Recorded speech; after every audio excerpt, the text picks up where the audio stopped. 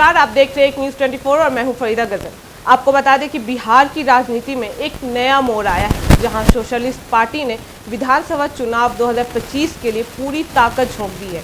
Party ने ऐलान किया है कि वह राज्य के सभी 243 सीटों पर अपने उम्मीदवार उतारेगी। खास बात यह है कि पार्टी का मुख्य मुद्दा है समान शिक्षा का अधिकार। उनका दावा है कि वे बिहार की जनता को निर्वस्त्र सेवा करना चाहते हैं और सरकार में आकर सबसे पहले शिक्षा व्यवस्था को समान और मजबूत बनाएंगे। तो चलिए सुनते हैं उनके बातों को।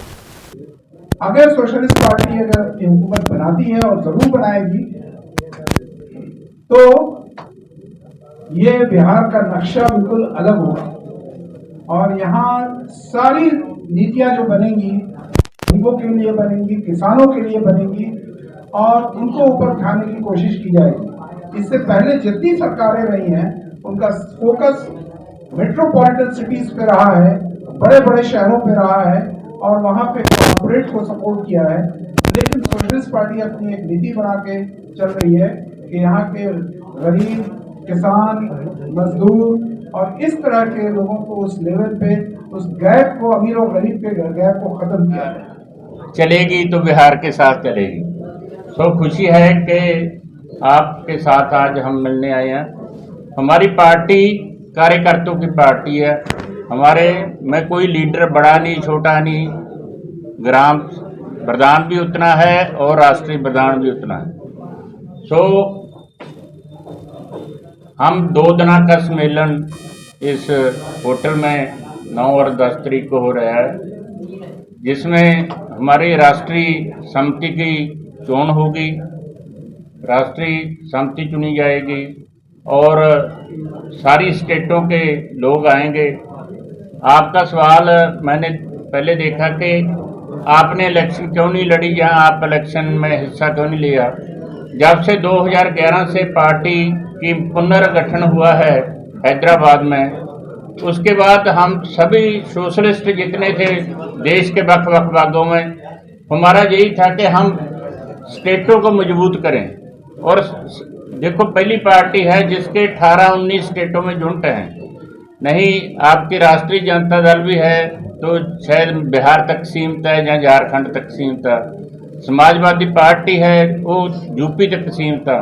मगर हमारी पार्टी है सोशलिस्ट पार्टी जिसकी 18 सूबों में, स्टेटों में हमारे संस्था बनी हुई है। गठबंधन हो सकता है, इससे कोई हम इनकार नहीं करते, क्योंकि चुनाव के बाद हम चाबी लेकर भागने वाले लोगों में से नहीं है। हम जनता के प्रति जिम्मेदार हैं। अगर जनता ने जिस प्रकार का मत दिया उस प्रकार से सरकार बनाने में सहयोग जरूर करेंगे। पुनः चुनाव में जनता को ले जाने, उस पर राज्य पर अतिरिक्त आर्थिक बोझ डालने के पक्ष में हम लोग नहीं रहे। रोजगार के लिए सोशलिस्ट पार्टी का क्या विजन है? इस पर मैं बता दूँ। देखिए, मेरा घोषणा पत्र पूरा तैयार है, इसका ड्राफ्ट है। रोजगार वाला बिंदु मैं पढ़ देता हूँ। आपके पास समय होगा तो पूरा पढ़ दिया जाएगा, लेकिन मैं रोजगार वाला बता देता हूँ।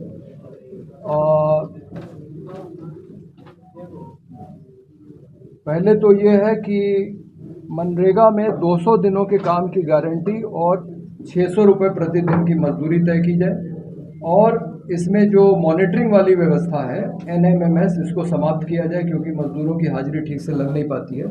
और फिर हम ये कह रहे हैं, जो आपका सवाल है, कि मनरेगा के तर्ज पे सभी इलाकों में, चाहे ग्रामीण हो या शहरी हो, बेरोजगारों को 200 दिनों के रोजगार की गारंटी दी जाए। और हम लोगों का इसका एक मसौदा भी तैयार है बिल का। अगर वो बिल सरकार संसद में रखना चाहे तो उसका पूरा मसौदा हमने तैयार किया हुआ है। और हमारा ये कहना है कि जो भी काम आप सरकारी कर्मचारियों से कराते हैं विशेष परिस्थितियों में, जो उनका काम नहीं है, जैसे शिक्षकों से आप सर्वे कराने लगते हैं तरह तरह के, चुनाव ड्यूटी में, चुनाव के समय में आप तमाम अधिकारियों की ड्यूटी लगा देते हैं। कोई मुहर्रम का जुलूस निकल रहा है, कोई और कांवड़िया यात्रा निकल रही है, उसमें आप दूसरे अधिकारियों की ड्यूटी लगा देंगे जो उनका काम नहीं है। या परीक्षा कहीं हो रही है, उसमें उसका संचालन करना है, उसमें सरकारी कर्मचारी लग जाते हैं।